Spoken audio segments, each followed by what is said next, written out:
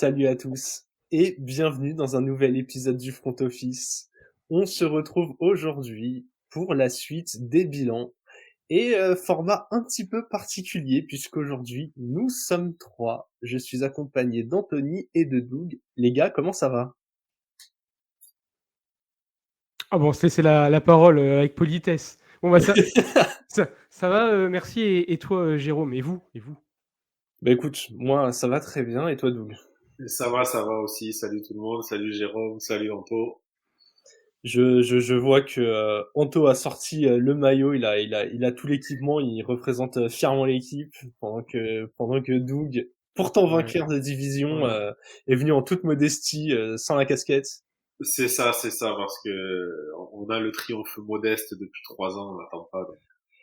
Et puis, vu que Doug envoie avec des emojis sur notre Discord assez douteux avec les Saints, il s'est dit que cette fois, il allait être plus gentil avec moi.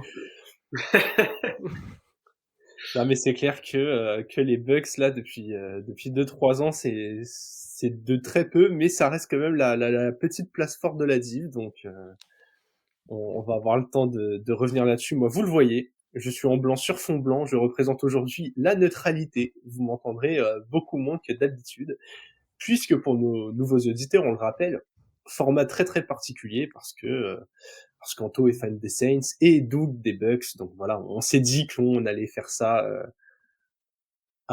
Comment dire, en collectif avec les fans des équipes respectives dans leur division quand même. On va commencer justement, et là je crois que Doug aura un peu plus de choses à dire, avec les Bucks qui ont gagné la division, bilan de 9-8, et qui ont même passé un tour de playoff. Avant de te lancer là-dessus, je demande rapidement à Anthony, qu'as-tu pensé de la saison des Bucks? Euh, Bah, bon, déjà, positif, parce que forcément, ils finissent avec un bilan positif. Ils sont champions pour la troisième fois. Ils vont en playoff et en plus, ils sont pas ridicules en playoff. Donc, je pense que c'est plutôt pas mal. Content de Mayfield. Je trouve qu'il a montré de belles choses. Il a bien rebondi. Je suis content parce que c'est quelqu'un qui a pris assez cher médiatiquement à une certaine période après ses débuts un peu en force du côté des Browns. Et bah là, il a l'air d'avoir trouvé un beau lieu chez Tampa où il se plaît, où il est avec des joueurs qui se plaisent aussi, notamment, je pense, son meilleur ami sur le terrain en la personne de Mike Evans. Et bah, du coup, ouais, c'est positif. Alors après, ça cache aussi un peu le problème, c'est que ça reste quand même la division, malheureusement, la plus faible de la ligue, faut pas se le cacher, hein, on va être honnête. Et c'est un champion de division qui gagne juste, qui gagne même l'année dernière, si je ne me trompe pas, avec un bilan négatif. Ouais. Donc on peut pas dire que non plus c'est parfait quand on est les meilleurs des plus nuls. Bon, c'est déjà mieux que d'être le plus nul des plus nuls, mais c'est pas voilà, faudra mesurer. Bon Doug, Après, content de... de J'ai- là à j'ai- dire que la NFC Est est moins bonne que la NFC South, du coup, vu que ça passe quand même Philadelphie. Ouais.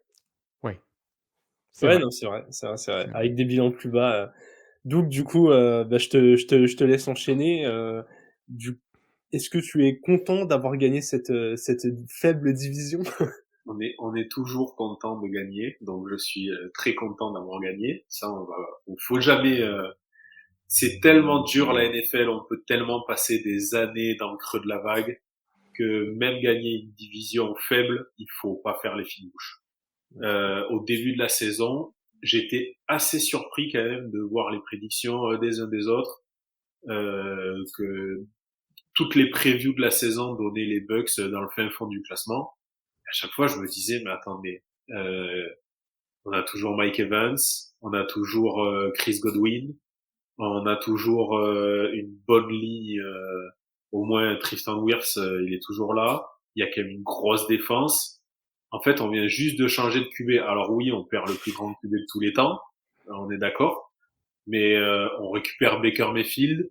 Il était pas ridicule sur la fin de saison l'année dernière. Je me suis dit, franchement, je trouvais les previews très très durs avec l'équipe. Et d'ailleurs, tout le monde s'est un petit peu pris une claque entre guillemets parce qu'il faut un très beau départ. Il gagne 3 matchs sur les 4 premiers. Ça joue bien, ça lance des ballons dans tous les sens. On se dit c'est pas mal. Bon, derrière ça coince un petit peu sur le milieu de saison. Ils gagnent 2 matchs sur 7, mais par contre ils finissent à 5-6 et ils vont même gagner le premier tour de playoff. Donc là, oui, beau départ, creux de la vague, grosse fin. Ben, c'est ce qu'il faut. Hein. Il vaut mieux être bon sur la fin qu'en plein milieu. Donc, bon, franchement, belle saison. Belle Ouais, saison pour les Bucks. ouais, totalement d'accord. Et c'est ce que j'avais noté par rapport aux prévisions d'avant-saison. Nous, quand je me rappelle plus exactement de ce qu'on avait pronostiqué, mais je sais que c'était assez serré, qu'on avait vachement de mal à se décider avec Alex entre les Bucks, les Saints et les Falcons. Mais un élément qui revenait beaucoup de ma part, c'était ce côté. Les Bucks ont été champions. Il y a encore énormément de cadres dans l'effectif qui ont déjà connu cette expérience-là. Forcément, tu peux pas enterrer directement une équipe comme ça, même si, comme tu l'as dit, il y a une transition post-Brady qui devait se faire parce que voilà, il est venu, il a gagné le Super Bowl. C'est un passage éclair mais efficace. Et c'est ça. Après, moi, en tant que fan des Bucks, je me suis dit, comme tout fan qui se respecte, les Bucks dérangent. Donc, les mettre, on veut les mettre dans le bas de classement. Non, clairement, j'arrivais pas bien à comprendre. Je veux bien, euh, voilà, on perd Brady, donc forcément, c'est plus du tout la même équipe. Et puis, on peut se dire la dynamique va casser parce que c'est quand même quelqu'un qui a apporté énormément apparemment dans le vestiaire aussi. Donc, on peut se dire la dynamique va s'arrêter, mais non, pas du tout. Ça a roulé encore. Ouais, ouais. Et du coup, très belle saison. Anto, je vais te redonner la parole en deux mots très très simples. Qui a été le joueur qui t'a bien plu et à l'inverse le joueur qui t'a pas emballé côté Bucks cette année? Alors, pour le joueur qui m'a plu, ça va être, je vais en donner un, mais en fait qui est complémentaire. Parce que je pense on met dans la ligue pas suffisamment la lumière sur les talents de Mike Evans, je trouve à titre personnel. Il est très sous-estimé, je pense. Mais moi, je vais mettre en lumière aussi son comparse Chris Godwin, parce que je suis allé voir, c'est quand même le duo assurance tout risque. Ça veut dire que les deux receveurs sont à leur troisième. Alors, bon, pour Mike Evans, il est à 10 saisons consécutives à plus de milliards, mais pour Godwin, c'est sa troisième. Donc, ça veut dire qu'on a deux joueurs, on a quand même deux receveurs sur 3 ans d'affilée à plus de milliards. Donc, je pense qu'on fait, au niveau assurance et productivité, on fait pas mieux. Et, je pense que ça aide beaucoup, le quarterback qui est en place, et ça aide beaucoup l'attaque et ça aide beaucoup forcément la franchise dans son ensemble. Donc ça, pour le coup, je suis vraiment, faut vraiment le souligner, surtout que voilà, hein, on parle de Brady, mais notamment pour Evans, il faut quand même se rappeler qu'il a eu une myriade de quarterbacks et à chaque fois, il arrive à faire plus de milliards. Donc là, il est la définition même de tu lui mets n'importe qui, il réussira. Alors après, les Américains, ils aiment bien, surtout au niveau de l'histoire, faire des what if et se poser des questions parallèles. Donc, est-ce que Mike Evans réussirait une saison à plus de milliards avec Zach Wilson? Ça, je ne sais pas. Mais en tout cas, il est là, il représente. Et pour mon joueur négatif, alors celui-là, je l'ai un peu sorti. Moi, je vais parler du safety Ryan Neal, qui était venu de Seattle. Et cette année, la franchise lui a fait confiance. C'est-à-dire que c'était la première fois qu'il jouait autant de matchs dans une saison. Et en fait, il a strictement rien fait, à part quelques plaquages.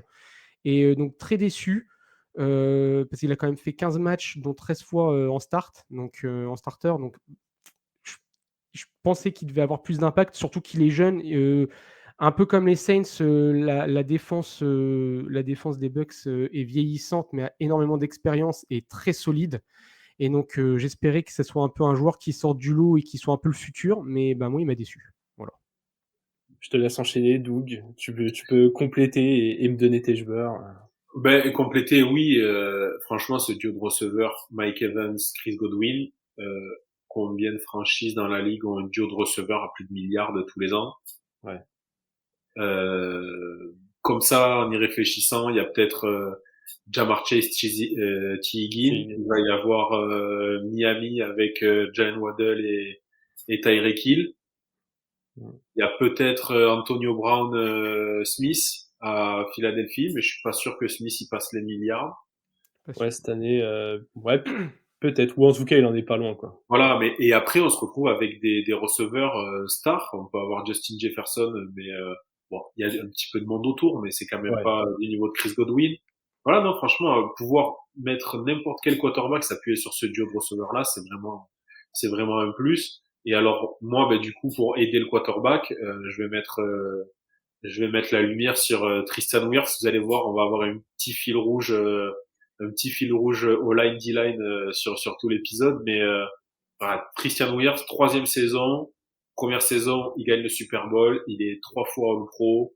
Ils l'ont fait passer de tackle droit à tackle gauche cette saison, donc il change de position, il est toujours aussi performant. Tackle gauche, on le sait, c'est la position la plus importante au niveau de la ligne parce que en fait c'est le côté aveugle du quarterback, donc c'est lui qui doit protéger le dos du quarterback. Chaque raté de sa part, c'est un sac qui fait mal. Donc on peut pas se permettre d'avoir une trompette à ce poste-là, faut vraiment que ça soit très costaud. Donc il a que 25 ans, le front office veut le re-signer. Je sais pas si entre le moment où on en parle, le moment où ça sera en ligne, ça sera le cas ou pas.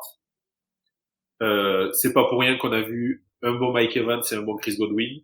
C'est parce que sur la protection du jeu de passe, Tristan Wirfs, il a fait sacrément le taf sur toute la saison. Et du côté des déceptions, allez, il fallait en sortir un. Moi, pour le coup, ben, ça va être l'intérieur de la ligne cette fois, où j'ai Robert Haynes qui était le titulaire au poste de centre. Ils sont partis sur toute la saison avec lui parce qu'il y avait la blessure de Ryan Jensen. Alors Ryan Jensen, c'est un joueur que j'adore. Je sais pas si tout le monde a en tête sur les playoffs où ils vont justement gagner ce Super Bowl. C'est un tueur quoi, un joueur hyper agressif. Il ressemble à rien entre guillemets avec ses longs cheveux, son roux là. Enfin franchement, mais il est tellement fort. Donc il était blessé, il vient de prendre sa retraite, donc déjà lui rendre un hommage là-dessus. Mais voilà, partir sur toute la saison avec Robert Haynes, c'était pas forcément une très bonne idée. Et si le jeu au sol, qui pour moi est la faiblesse de cette équipe, même si on a vu du mieux par rapport à la saison précédente, n'est pas aussi performant, c'est pas que de la faute du running back, c'est qu'on n'arrive pas forcément à ouvrir les gaps pour lui. Donc voilà, je pense qu'il va falloir renforcer ce côté-là à l'intérieur de la ligne à temps. Ok. Bah moi j'avais noté Mike Evans en mettant à côté le receveur le plus sous-coté de la ligue parce que je trouve qu'on n'en parle pas assez au niveau des superstars, mais en termes de talent il est largement aussi équipé. Et mon petit flop, il est en défense. Malgré cette belle défense, c'est Devin White, joueur auquel j'ai beaucoup cru lors de son passage chez les Bucks, et qui encore une fois, je trouve qu'il n'arrive pas à exprimer son plein potentiel. Donc là, changement d'équipe, on va voir ce que ça donne, mais en tout cas, pas ravi de sa saison. C'est lui qui va à Philly, je crois, c'est ça? Ouais, exactement. Il est parti à Philly. Donc pour l'intersaison, qu'est-ce que tu renforcerais chez les Bucks? C'est quoi le plan?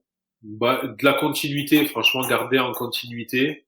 Ils ont re-signé Mike Evans, ils ont mis le tag sur Antoine Winfield Jr. qui était aussi un des meilleurs safety de la ligue sur cette saison, qui a été énorme.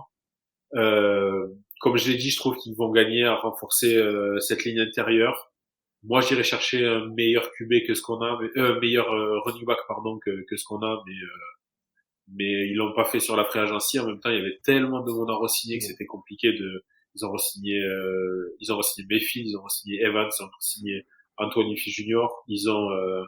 Ils parlent de re-signer Tristan Wirfs, ils sont dessus, donc c'était compliqué de re-signer tout le monde. Mais voilà, pour suppléer White, j'irai chercher un running back et je rajouterai un petit peu de pass rush parce qu'effectivement on perd Devin White qui part.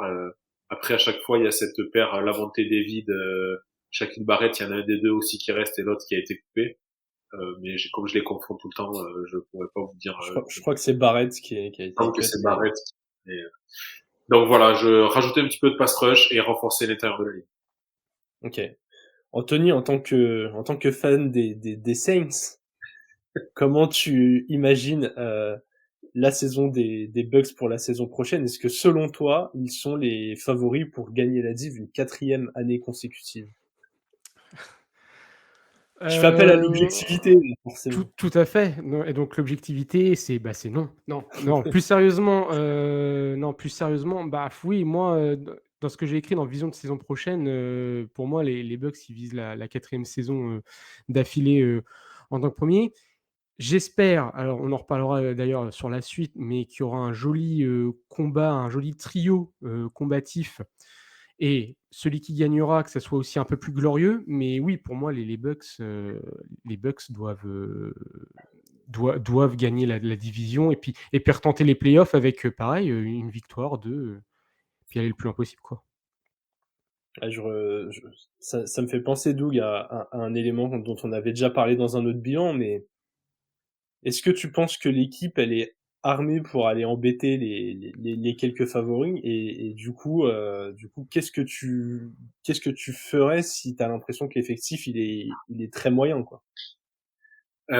Pour moi, l'effectif, il est pas très moyen, justement. Ok. L'effectif, il est pas très moyen. Pour moi, l'effectif, il est bon. Hors quarterback, c'est peut-être un des meilleurs effectifs de la ligue.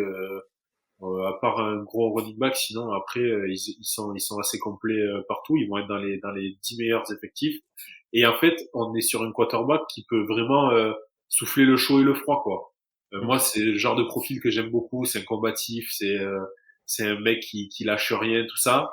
Mais il y a des fois, il va faire des matchs un peu cata. Bon, il en fait de moins en moins, donc tant mieux. Il les a pas fait à temps pas pour le moment, hein.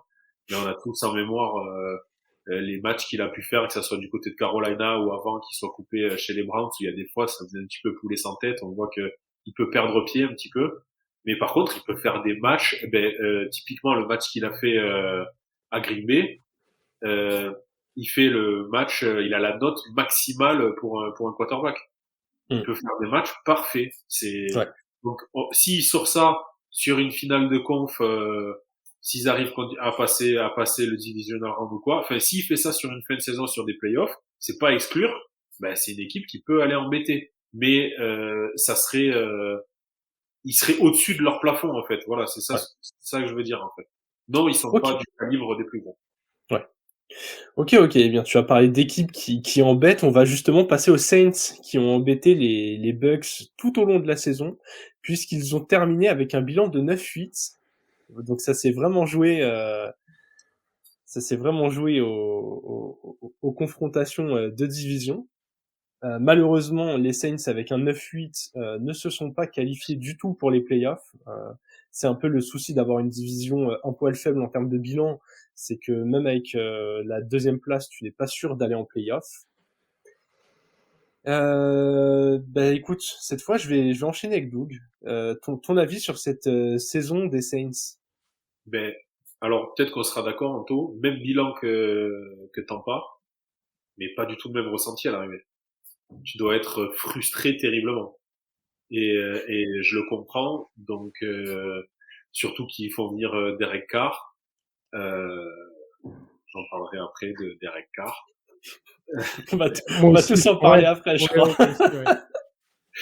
Donc, je pense clairement que les attentes étaient plus hautes du côté de la Nouvelle-Orléans. Euh, voilà, pas aller en playoff pour moi, c'est vraiment un échec.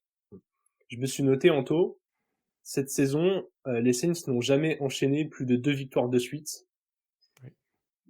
Doug a parlé de frustration. Comment t'as ressenti cette saison en tant que fan? Bah, frustré en fait, chaque week-end, je savais pas comment j'allais terminer mon week-end parce que finalement, les Saints, ils peuvent afficher du très bon comme ils peuvent afficher du très mauvais, on ne sait pas pourquoi. Et puis des fois, ça paraît évident que ça va être une victoire facile et puis en fait pas du tout. Et puis il y a des moments où ça paraît qu'on se dit, ben, on est complètement inférieur à l'équipe adverse et puis finalement on arrive à les embêter. Donc finalement, c'est jamais stable, c'est jamais rassurant. Moi, j'avais noté, très sincèrement, alors vraiment, alors, en tant que fan, moi, j'habite dans un lieu où on fait du champagne.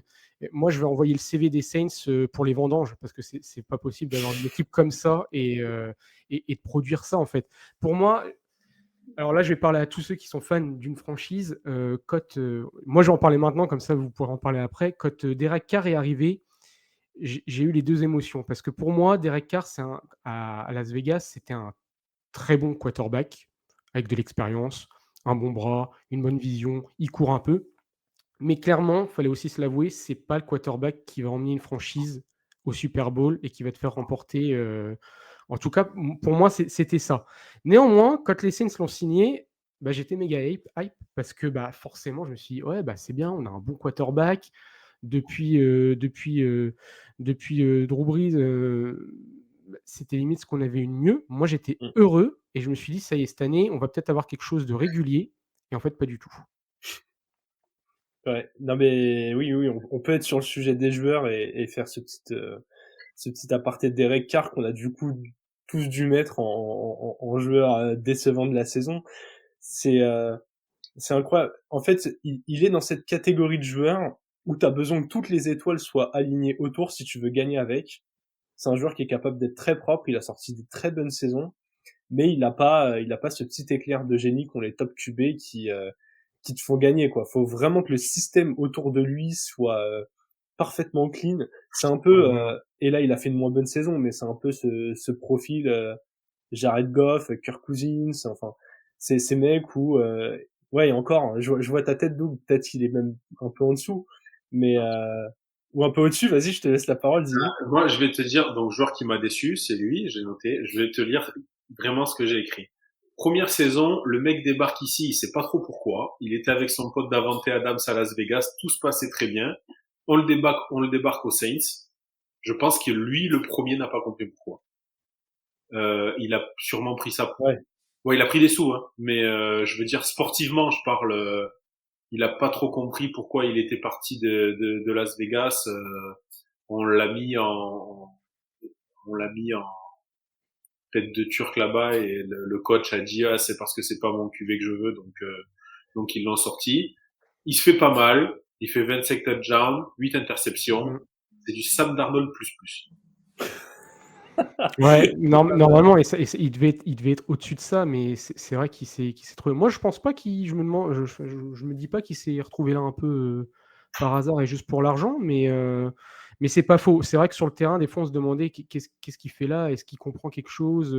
Après, pareil, c'est le même système. C'est comme on disait avec toi, Jérôme, c'est que il a fait toute sa vie aux Riders. Bon, il a quand même changé, il a changé de ville, mais il a fait toute sa vie aux Riders. C'est une première saison, voilà, on sent qu'il s'est mal adapté. Par contre, faut aussi, sans vouloir le protéger, faut quand même aussi dire qu'il n'a pas été aidé par sa ligne, qui a été une ouais, véritable passoire cette année, plus que d'ailleurs les années d'avant. Parce qu'il a été quand même saqué 31 fois. Et il a vraiment pas été aidé sur ça. Et ensuite, ouais, il y a eu des incompréhensions. Alors ça doit être dans le vestiaire, mais on sait alors au début avec Chris Olave, par exemple, ça accrochait pas du tout. Chris Olave en début de saison, il a été fantomatique. Euh, le retour de Michael Thomas, oui, au début, il a été plutôt pas mal avant de retomber un peu, mais à mon avis, il s'est économisé parce qu'il sentait qu'il allait encore une fois se blesser, malheureusement. Michael Thomas aussi, c'est un peu le problème. Bon, là, il a été cut et donc je dis au revoir avec regret de ce magnifique receveur, mais, euh, mais ça n'a pas été ça. Et, et ouais, et le problème, c'est la confusion. Il s'est même pris la tête, hein, que ça soit, on l'a vu en plein match, hein, avec sa ligne, des recards, les receveurs aussi faisaient des grands gestes pendant les matchs en mode bah, on s'est totalement échappé de notre corner. Qu'est-ce que tu fais? Tu n'envoies pas le ballon. Enfin, bref, ouais, il était là sans être là. Et c'est vrai que c'est ça qui est frustrant parce qu'ils avaient quand même une équipe qui était taillée normalement, bah, pour être à la place des Buccaneers. Et c'est les Bucks finalement qui ont pris le pas, avec plus de régularité. ouais. La régularité, ça a vraiment fait la diff.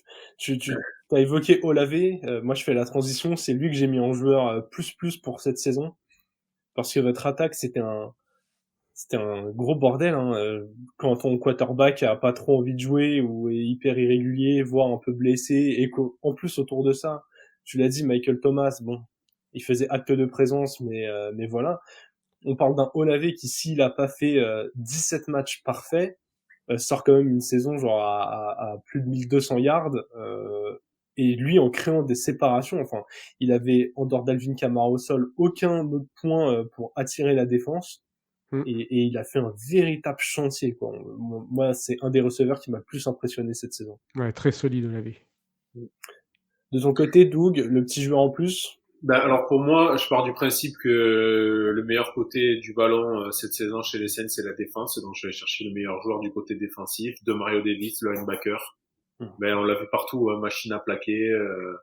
Il était deux partout quand on regardait. Ça fait comme la dernière fois, Jérôme, quand on en a parlé, l'impression de voir ce linebacker partout sur le terrain. Ben, c'est normal parce que l'attaque n'y est pas parce qu'ils font pas le taf. Donc, ben, Ouais. on voit le linebacker et pour le coup, ben voilà, Mario Davis fait une très très belle saison. On a vu que lui du côté de New Orleans cette année. Et toi, Ouais. Anto, le joueur qui t'a plu dans ton équipe, pareil, t'avais de Mario Davis. J'avais des Mario Davis avec un point, alors rigolade, mais quand même, qu'on aime chez les Saints, parce que faut quand même rappeler que les Saints, la free agency, on commence avec une semaine, on ne répond pas au téléphone parce qu'on a peur que, que ce soit les huissiers qui appellent. Il a restructuré son contrat, du coup, nous, ça nous fait du bien au niveau du capital.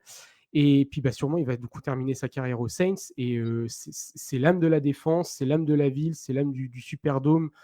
Sur le terrain, il est toujours déchaîné, il est toujours autant actif, il est vraiment puissant. Et il est beau à regarder jouer, et il s'exprime, il est à 100% à chaque fois. Donc, c'est vraiment ça fait vraiment du bien de l'avoir sécurisé et qu'il soit encore dans la défense des Saints pour la saison prochaine. Ouais, c'est vraiment l'âme de cette équipe, quoi. Ouais. Quand on pense aux Saints, on voit de Mario Davis, on imagine à Nouvelle-Orléans, on l'imagine dans les rues en train de jouer de la guitare. Voilà, c'est vraiment l'image de la ville, quoi, pour le coup. Ouais, c'est vrai que joueur très très impressionnant. T'as parlé des huissiers, Anthony. J'ai noté une seule phrase pour le plan de l'intersaison: alléger la masse salariale. Et j'ai mis un petit lol entre parenthèses parce que j'ai l'impression que ça fait 10 ans qu'on répète la même chose chez les Saints, que les mecs ils accumulent les constructions de contrats, les restructurations, franchement, ça doit être angoissant d'être fan des Saints. Ouais, c'est angoissant.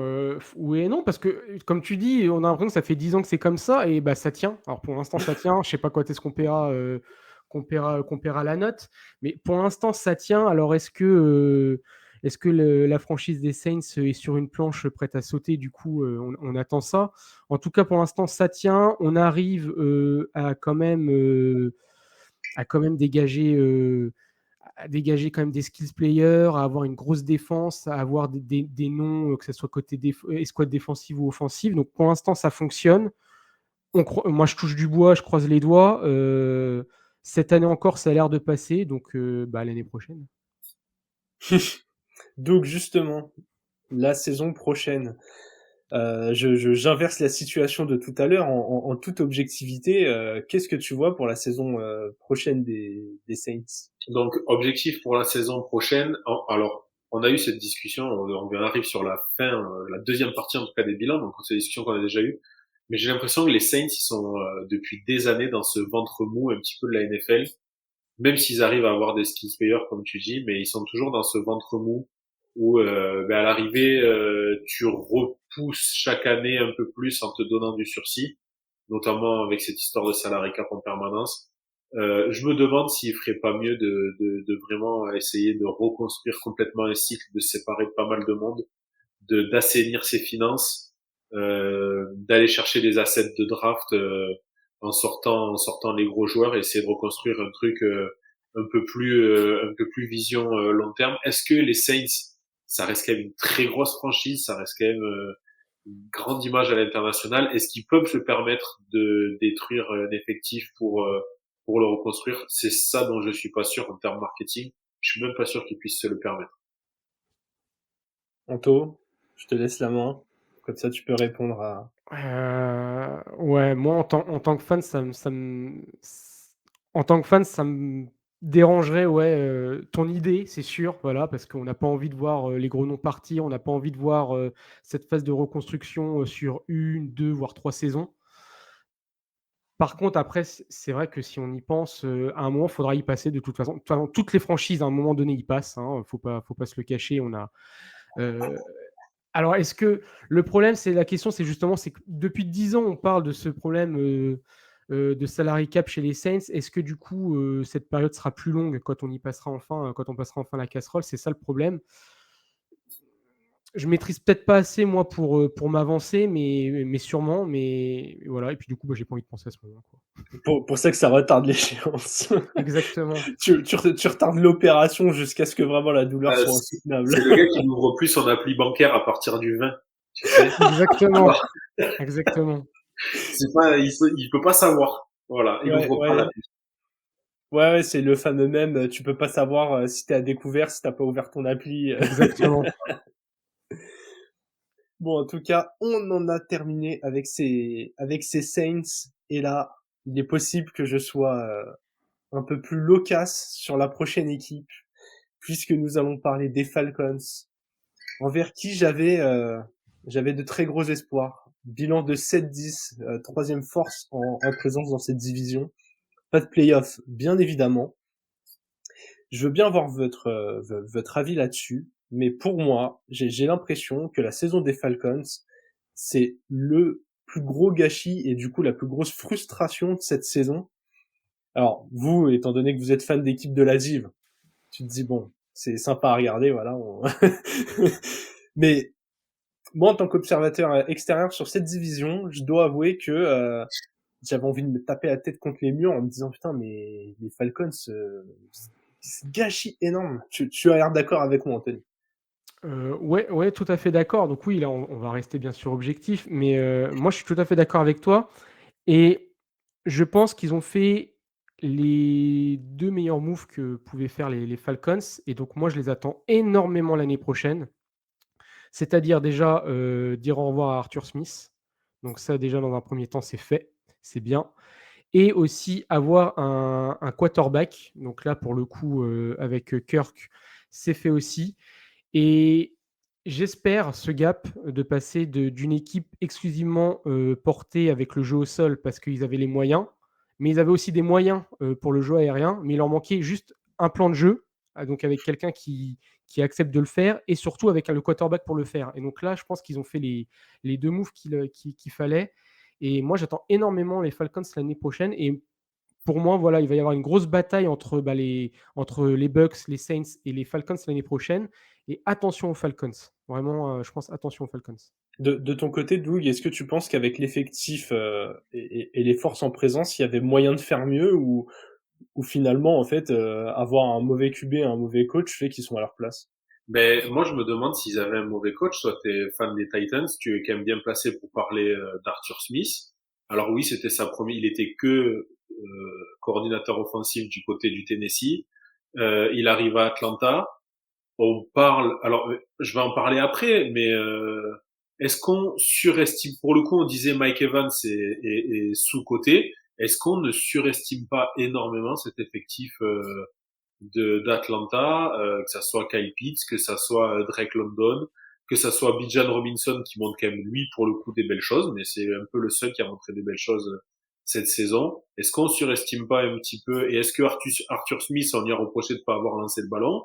Ouais, mais est-ce qu'il pouvait vraiment lancer le ballon avec Desmond Reader, Tyler Heineke et à lancer à Drake London et Kyle Pitts? Alors, là, la réponse, elle est en deux temps et je vais pas spoiler ce que j'ai prévu pour parler de la saison prochaine, mais Arthur Smith, bon coordinateur offensif, je pense. Après, parfois la transition entre coordinateur Oui. et head coach, elle est compliquée. Et sans me pencher trop sur les cibles, en tout cas, je suis d'accord que le matériel au poste de QB était trop limité. Arthur Smith, il avait même vu du Tannehill, qui est pas l'élite, mais qui est vachement plus solide que ce qu'il y avait chez les Falcons l'année dernière. Il a voulu en mettre des éléments un peu similaires en place. Mais oui, au poste de QB, il y avait pas le matos pour faire beaucoup mieux. Il y a une Après, vraie. j'allais dire, le reste de l'équipe était tellement bien chargé, équilibré, que j'ai envie de dire, même avec un QB un poil nul, est-ce que dans cette div, il y avait pas moyen de faire mieux que 7-10, quoi? Il y a un souci déjà, c'est de laisser Desmond Reader. On a eu l'impression qu'ils voulaient pas se désavouer dans leur choix, alors que c'est un troisième tour de draft. Ils ont pas vendu la baraque pour le récupérer. Tant pis, désolé, monsieur Reader, vous faites pas l'affaire. On met Tyler Heineke, on a un petit peu plus de certitude en ayant une équipe sur le terrain que Desmond Reader. Là-dessus, je pense qu'il y a une erreur, clairement. Ouais. Bah moi Reader, on va passer au joueur. C'est le joueur que j'ai mis en négatif. Anthony, t'as l'air d'accord aussi?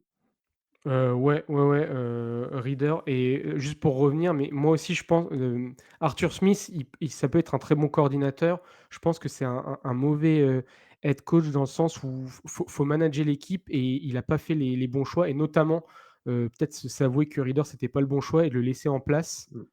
Finalement, bah, il a montré qu'il n'avait pas eu le bon coaching, en fait, le bon coaching gagnant.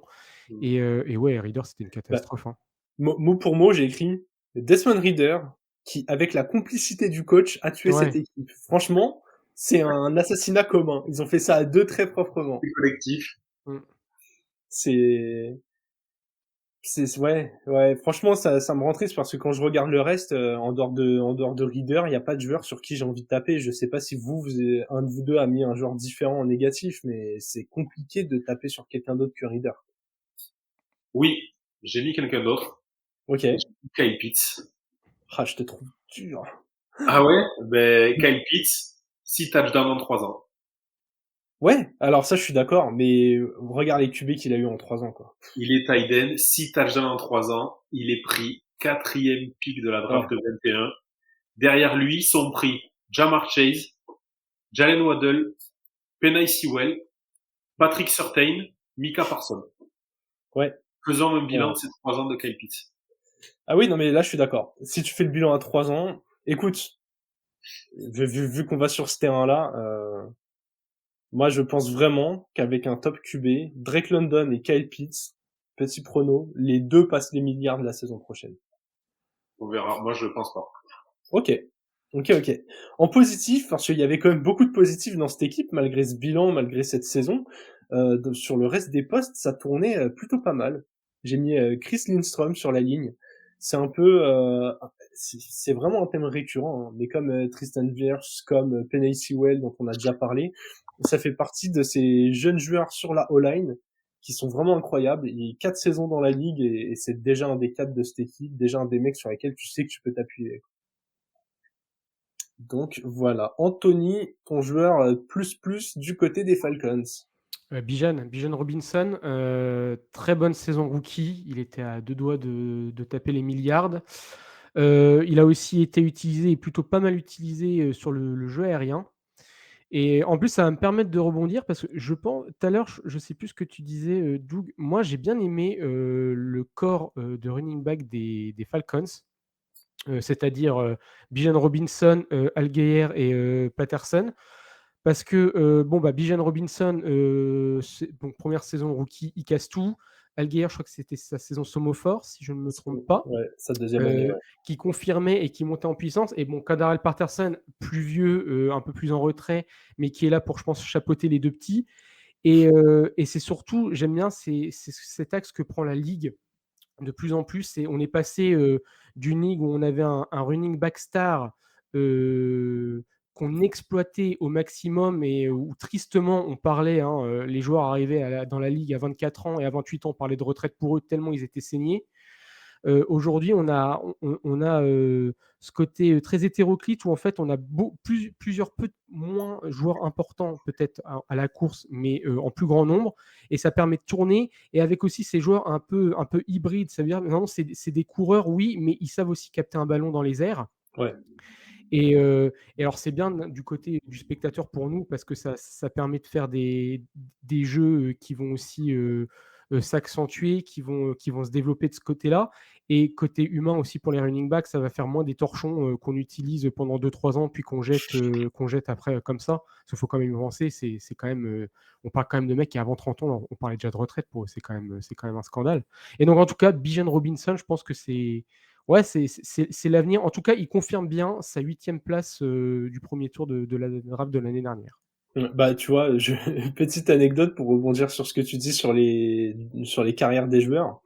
J'ai un pote il y a quelques temps qui m'a envoyé une image où avec l'âge de Todd Gurley et l'âge de Derrick Henry, et genre Gurley est plus jeune que Derrick Henry, et typiquement il était dans ce format de chair à canon à avoir 25 courses par match dans des murs, et il a pas fait long feu, quoi. Ouais.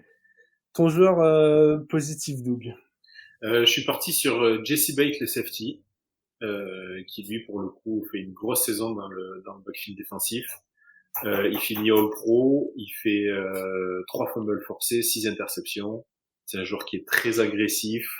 C'est une belle sûreté au niveau de la couverture de la passe.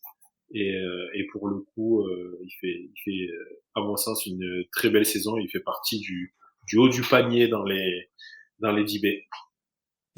Ouais, totalement d'accord. Bel investissement qui est arrivé à la dernière intersaison. Donc lui qui a vraiment réussi à s'imposer dès sa première année. Le plan de l'intersaison, on va pas s'arrêter longtemps dessus, messieurs, puisque Anto a déjà fait le bilan dès le début des Falcons. Globalement, il y avait 2 chantiers. Changer de coach, check, c'est fait. Ils ont ramené Raheem Morris. Changer de QB, check, c'est fait. Kirk Cousins. Est-ce que vraiment ils ont besoin d'aller chercher autre chose? Là, maintenant, c'est de l'ajustement à la marge, hein, mais le groupe était déjà bien construit. On est OK. Ouais, exactement. Le groupe, du coup, il était bien construit. Vous avez eu déjà les limites que j'exprimais là-dessus. Mais là, pour le coup, il n'y a plus droit à l'erreur. Hein. C'est playoff ou saison ratée. Clairement, on pourra pas dire, on pourra pas donner du crédit à ces gars-là encore 2-3 ans si jamais ça marche pas de suite. Surtout avec. Alors, la seule interrogation qu'on peut avoir, c'est comment Kirk Cousins va revenir d'une grosse blessure comme il a eu. On ne sait pas comment il va se remettre. Il montrait de très belles choses chez les Vikings en début de saison dernière. J'espère pour eux qu'ils vont. Moi, je suis pas mauvais là-dessus à espérer que les gars de la même div perdent. Non, on veut du spectacle, on reste pas éveillé toutes les nuits, les week-ends pour regarder des dogs. Donc clairement, non, s'il peut y avoir du spectacle, je leur souhaite que de bonnes choses avec Kirk Cousins. De ton côté, Anto, les Falcons, ça gagne la division? Non, n'allons pas jusque-là quand même. Mais, s'il vous plaît. Non, si, pour moi, ils doivent. En fait, le problème, c'est que dans cette division, en fait, il y a, vous tracez une ligne. Et à gauche, vous avez les pauvres Panthers, qu'on va parler juste après. Et à droite, vous avez les 3 autres. Et les Falcons, aujourd'hui, avec ce qu'ils ont créé, ils doivent rentrer dans le côté poil à gratter des Bucks. Et du coup, ils doivent jouer la division. Et voilà. Et j'ai juste un point, j'espère, par contre, au niveau de la défense, que je trouvais que la défense, elle progresse bien du côté des Falcons. C'est vraiment intéressant. Et en plus, tu l'as souligné avec un joueur, avec Jesse Bates, Doug. C'est dommage quand même que Ryan Nielsen, le coordinateur défensif, il parte du côté des Jags. Donc j'espère que le bon entrain défensif ne va pas retomber l'année prochaine, du coup. Écoutez, moi, je ne vais pas faire les bilans avant l'heure. Mais je vous le dis, messieurs, je vais vous attrister tous les deux. Les Falcons vont tabasser cette division. Comment dire, vous ne verrez que l'arrière de la voiture, que l'arrière de l'avion Falcons. On va clipper ça, Doug, parce que c'est pas possible. Non, mais il a déjà fait une très belle prédiction sur les Bears et qui s'est avérée absolument parfaite. Les Bears vont repartir avec Justin Fields. Ça a tenu 4 heures. Ça a tenu 4 heures, trade. Pour un 6e en plus. Par contre, là, on s'est tous les deux plantés. C'est terrible parce qu'on avait dit fin de premier, début du second. Un 6e tour. C'est dramatique. Donc voilà, les fans des Falcons vont me détester puisque mes prédictions se passent à merveille. Si quand même, grâce à moi, les fans des Lions se sont débarrassés de Cameron Sutton. J'ai dit qu'il était mauvais, ils l'ont coupé dans la seconde. Magnifique. Ouais, n'hésitez pas à marquer. En tout cas, les Falcons, je pense qu'encore une fois, la saison prochaine, ça va être une des équipes très très intéressantes à suivre. On termine avec l'enfant pauvre de la division, les Panthers, qui malheureusement ont fait une saison en 2-15, saison qui ne les a pas amenés en playoff, vous vous en doutez bien. Saison surtout qui au-delà de ces 15 défaites, n'a pas montré grand chose. Je vais faire une intro un peu plus longue que sur les autres, mais là c'est une reconstruction qui fait peur puisque t'es allé chercher un quarterback tout en haut de la draft, quarterback qui a pris énormément de pression sur les épaules puisqu'il a vu le numéro 2 CJ Stroud faire une saison all-time pour un rookie QB. Et lui, à côté de ça, il avait un peu de mal à se dépêtrer de cet environnement compliqué. L'attaque, elle était tout simplement insipide. Je suis allé voir le bilan des matchs. Il y a 10 matchs sur ceux des Panthers à 14 points ou moins d'inscrits, dont un de ces matchs où c'est une victoire, donc vraiment c'est un peu flippant. Et surtout, Bryce Young, il a été mis dans des conditions horribles. Il était pas bien protégé. Il avait pas beaucoup de supporting cast autour de lui. J'ai l'impression que même mentalement, alors on n'est pas dans les vestiaires, mais ce qui se dégageait en match, je trouvais que rien ne lui rassurait. Doug, qu'est-ce que t'en as pensé, toi, de ce que t'as pu voir des Panthers cette année? J'ai mis un vide intersidéral malgré le first pick. Voilà. Ouais. Il y a rien. C'est vraiment désolant de voir une équipe où il se passe rien comme ça. C'est désolant pour un mec comme Bryce Young parce que j'espère qu'ils l'ont pas cramé, hein, tout simplement. Parce que eux, pour le coup, tout à l'heure, on disait les Falcons n'ont pas vendu la baraque en allant chercher Desmond Ridder. Eux, ils l'ont vendu la baraque, hein. Parce que Ils ont là, cette vendu année, la maison, le papa, la maman. Ils ont tout mis. ils ont tout vendu. C'était les soldes vraiment. Ils sont allés chercher. Après,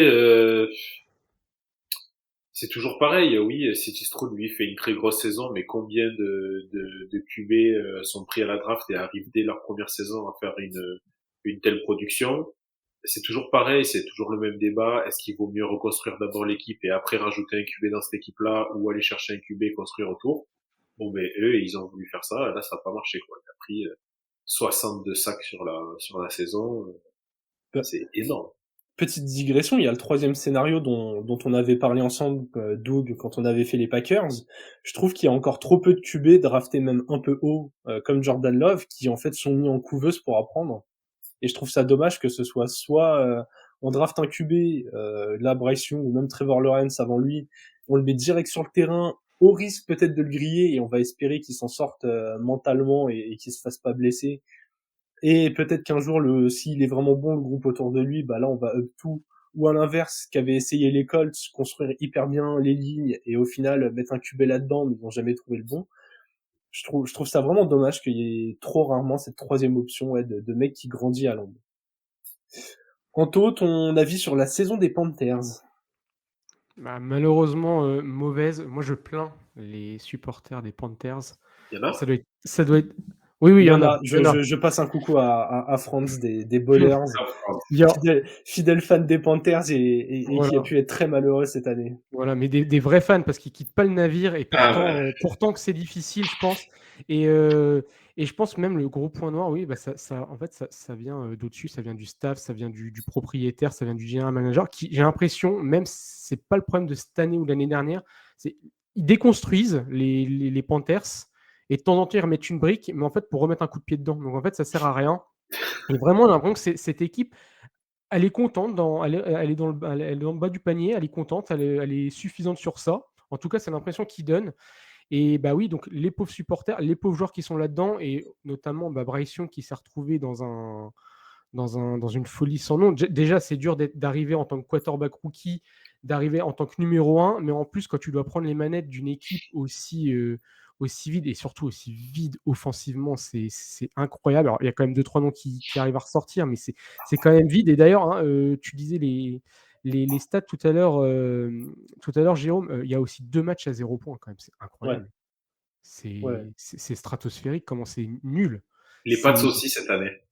Ouais, Je sais pas si c'est arrivé souvent dans la ligue d'avoir deux équipes qui marquent 0 points la même saison. Bah ouais, non, je pense pas. Et bah de toute façon, voilà, de toute façon, ils sont main dans la main hein, au niveau des stats offensives. Ils sont 32e et 31e. Donc c'est horrible. Et le problème avec Bryce Young, c'est que je ne doute pas de son talent. Hein. Il doit en avoir, parce qu'ils ne peuvent pas sortir un numéro 1 comme ça.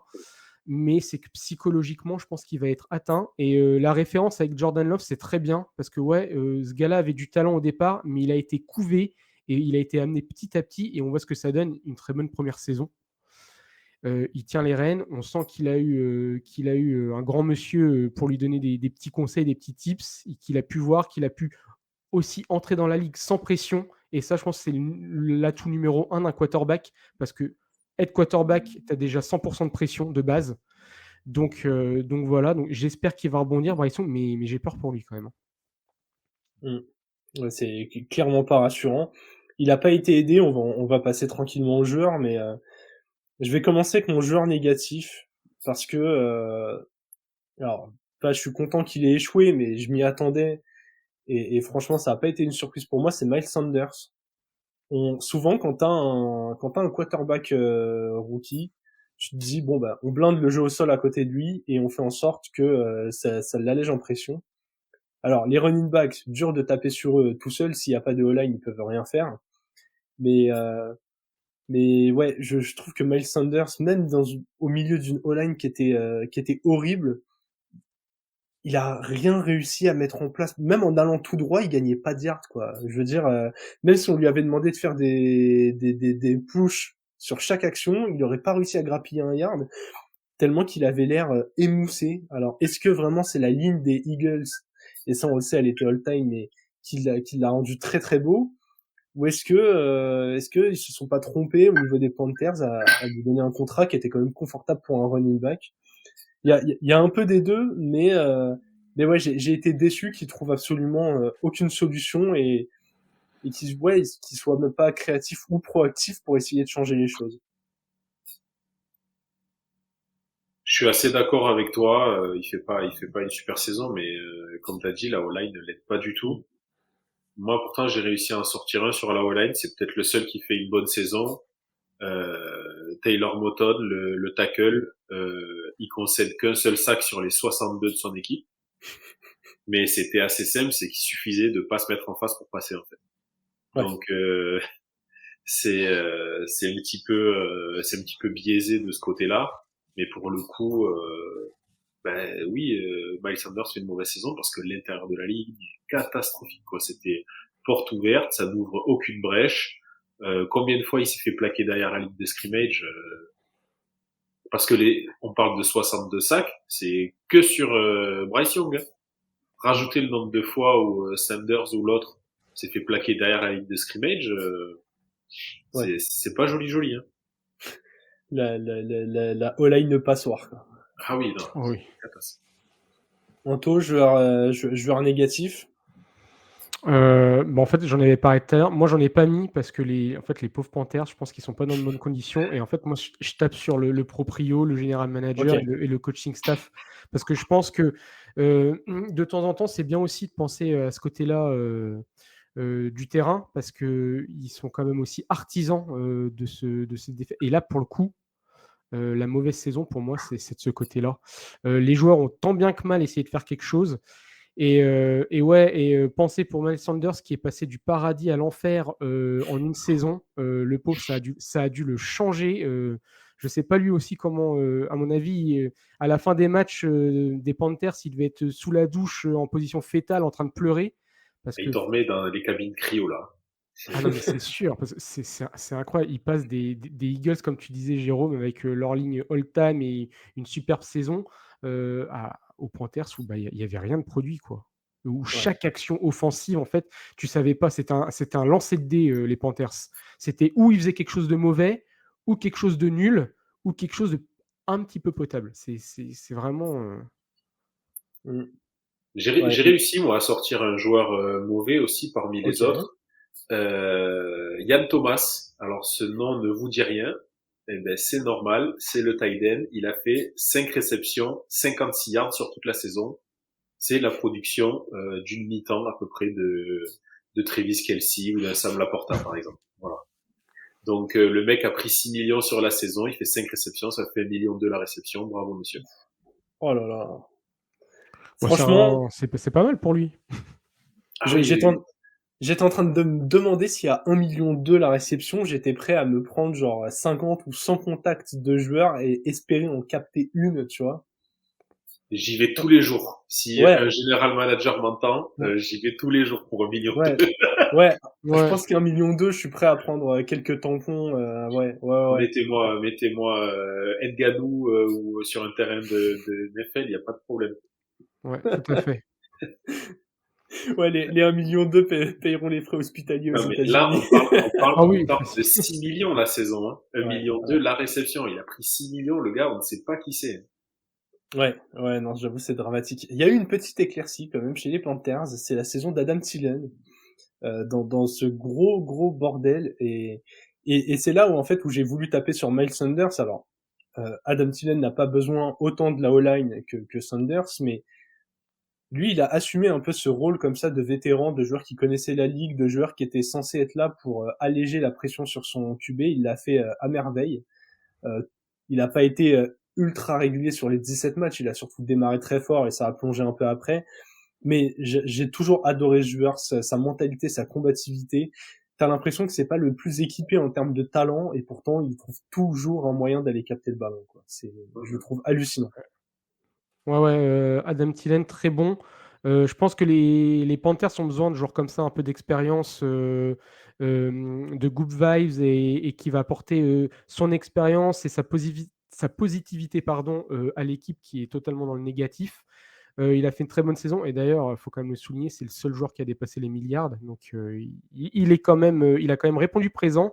Mais tu disais de Miles Sanders, il y a quand même Chuba Hubbard quand même qui fait une très bonne saison. Malgré la O-line cataclysmique. Il a réussi pour sa troisième saison. En plus, c'est une saison un petit peu importante. On quitte le côté rookie somophore où on pardonne les erreurs facilement. Pour ce côté, on va dire, là, ça y est, troisième saison, le gars est prêt. Normalement, en tout cas, il est prêt pour jouer. Il a quand même fait de bonnes stats. Et pareil, il a réussi, c'est un des rares qui arrive à montrer qu'il y a peut-être un infime espoir offensif du côté des Panthers. L'espoir offensif, est-ce qu'il vient pas du nouveau coach plutôt? Parce qu'ils sont allés chercher, Dave Canales, que nous on connaît bien du côté de Tampa, c'était le coordinateur offensif. Bon, je pense que c'est un petit peu un des seuls qui a bien voulu aller tenter l'expérience dans ce marasme qui est la Caroline. Bien que fiscalement c'est très intéressant là. Et en fait, Dave Canales, c'est vraiment, pour moi, hein, on l'a vu ce qu'il a fait avec Baker Mayfield. Je dirais pas que Mayfield et Young c'est la même chose. Hein, ils sont pas du tout au même stade de leur carrière, mais on a vu qu'il a réussi à remettre Mayfield en confiance, qu'il lui a simplifié le cahier de jeu dans un premier temps, qu'il a réussi à le faire progresser sur la saison. Et c'est tout ce qu'on va essayer de faire avec Bryce Young, quoi. C'est de venir l'entourer, lui donner des armes. Et voilà, espérer donc lui donner des receveurs, lui donner des tight ends, lui donner un coureur aussi sur lequel s'appuyer, et en espérant que c'est parce que là on vient quand même parler d'Adam Thielen comme en gros du meilleur joueur de cette équipe. Malheureusement oui, mais c'est le cas en fait. Hein. Mais c'est vrai que c'est triste, mais c'est le cas. J'ai rien contre Adam Thielen, oui. Comprenez bien ce que je veux dire, hein, mais voilà, se dire ton meilleur joueur c'est Adam Thielen sur la saison, ben c'est d'une tristesse absolue. Tu parlais de poser des pierres, Anthony, tout à l'heure. Ils ont commencé à le faire puisqu'ils sont allés chercher Diontae Johnson, donc pour apporter un peu de variété avec Adam Thielen, donc deux receveurs talentueux et que je trouve très complémentaires. En revanche, tu as aussi évoqué le fait ils posent une pierre et ils mettent un coup de pied dedans pour tout redétruire. J'ai un peu l'image du petit garçon sur la plage qui fait très très vite des châteaux de sable très moches juste pour pouvoir sauter dessus. Je vois vachement le proprio des Panthers et tout le management un peu comme ça, puisque les Panthers, ces 3-4 dernières années, ils s'étaient quand même pas mal attelés à construire une défense. Ouais. Tout ça pour à cette intersaison se débarrasser de la moitié des joueurs intéressants. Vraiment, je m'interroge, je suis vraiment pessimiste pour l'avenir des Panthers. Je pense que il va falloir en fait énormément de bonnes signatures, énormément de bonnes pioches et énormément de bons développements de jeunes pour que ça se remette dans le bon sens. Et moi, pour la saison prochaine, pour glisser là-dessus, en dehors de tester Bryce Young dans d'un peu meilleures conditions, je vois pas où est l'ambition, quoi. T'es là, tu fais du développement de jeunes et t'espères avoir des bonnes pioches à la draft. Bah, ils sont obligés, de toute façon, ils ont tellement sacrifié pour Bryce Young qu'ils sont obligés maintenant de tout mettre en leur pouvoir pour le faire exploser et le faire aller de l'avant, parce que comme on l'a dit, ça va être dur pour lui, parce que là, à mon avis, il va repenser à l'année prochaine, il va repenser à sa première saison, il va repenser à ses matchs, à ses stats et consorts, et il faut tout mettre en œuvre pour qu'il à minima déjà il reprenne confiance en lui.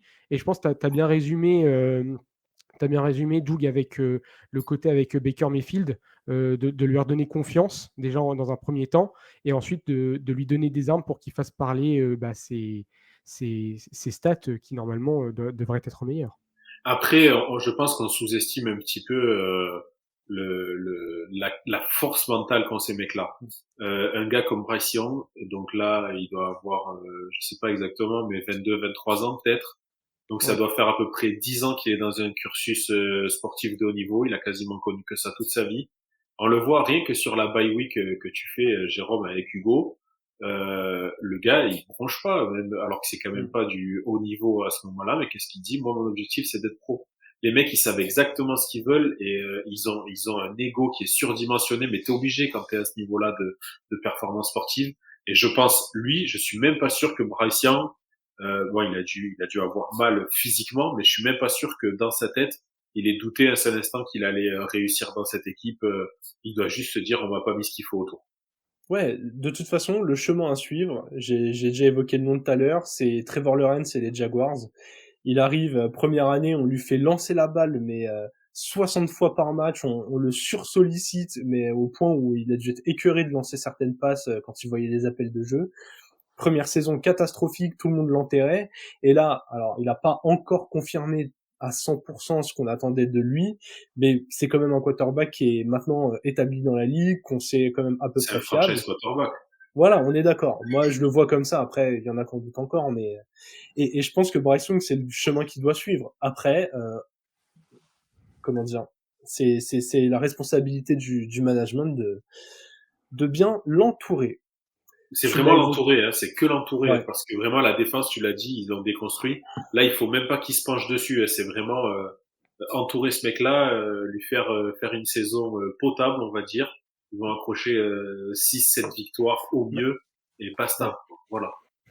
bah, Ouais, ça, ouais, ça, ouais. ça sera à voir l'année prochaine, hein. Comme tu disais, Jérôme, il faudra bien l'entourer parce que Trevor Lawrence, justement, il a eu une saison, la première saison catastrophique avec une ambiance, je pense, très malsaine dans le vestiaire du côté des Jags. Et ils ont bondi tout de suite l'année d'après. Et on a vu la différence d'ailleurs. Et après, bon, après c'était pas facile aussi, je pense, pour. Moi, j'aime beaucoup Lawrence, mais c'est pas facile pour Lawrence parce que Lawrence, j'ai l'impression que depuis le lycée, tout le pays en parle. C'était jugé comme étant un phénomène de base. C'était quand même un sacré prospect.